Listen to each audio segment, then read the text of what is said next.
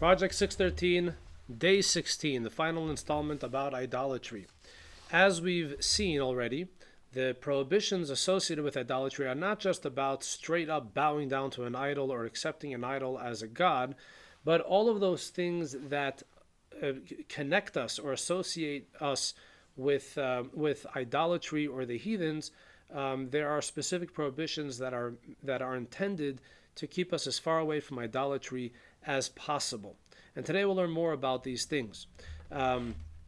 Incantations. The heathens were very big into whispering certain things on a snake bite or a scorpion bite or anything, with the belief that this is how they would alleviate pain or heal that specific illness. We are forbidden from doing so. This is all garbage. It is all silliness. We are not allowed to communicate with the dead. There were those that had the idea of fasting, and they would go to the cemetery and sleep near the grave, and they would do certain things with the intention of calling upon the dead, that the dead should speak to them.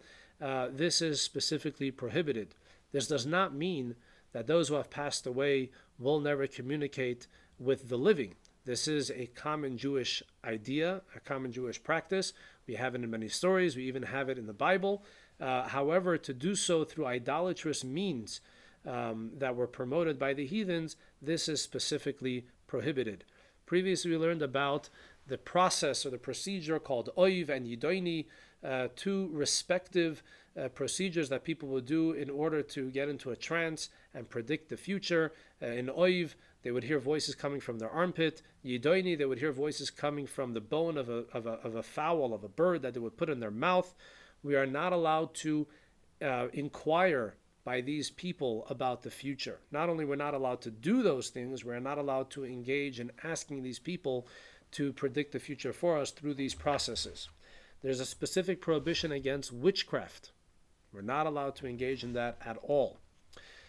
The next mitzvah is that we are not allowed to be similar to the idol worshippers in the way they would shave, in the way they would take a haircut. One of the things they would do is that they would shave the sides of their heads, and this is the source for the idea, the mitzvah of having the payas, the sideburns. There are many different customs associated with how long the payas should be and how they should be, but the basic idea is that a Jewish man is not allowed to shave off the sides of his head. The next mitzvah, one should not destroy his beard. So that's obviously if you want to draw a picture of a Jew, an olden day Jew, usually a beard is there. And many people ask me, well, why is it that we see that there are Torah observant Jews that do shave their beards? The verse says that we are not allowed to destroy the beard, which means we're not allowed to use a razor which uproots the hair from the face. But there are those that maintain that a scissor would be permitted, which means that if a Jew wants to shave their beard, there is definitely laws that are associated with what type of shaver they can use. I'm not familiar with these laws. Obviously, I belong to the camp that believes that this mitzvah is very specific, that a Jew should keep his beard. Obviously, this is only relevant to Jewish men. But if a Jewish man does want to shave their beard, they should look up online what is considered a kosher shaver.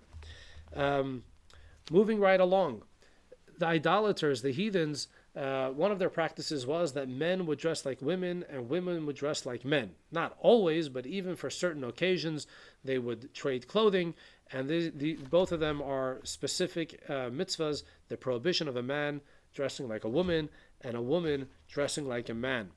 Another idolatrous custom was to tattoo themselves, and therefore a Jew is not allowed to tattoo himself or herself. Just to bust one of these myths, if a Jew does tattoo themselves, they could still be buried in a Jewish cemetery, and there is no mitzvah to get rid of the tattoo. It's not obligated. A Jew is not obligated to get rid of the tattoo, but getting a tattoo is prohibited.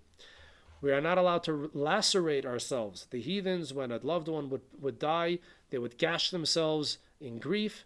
This is specifically prohibited. And finally, the heathens would also pull out their hair in grief. And this is specifically prohibited. We're not allowed to pull out our hair in grief. And that concludes the 51 mitzvahs associated with idolatry.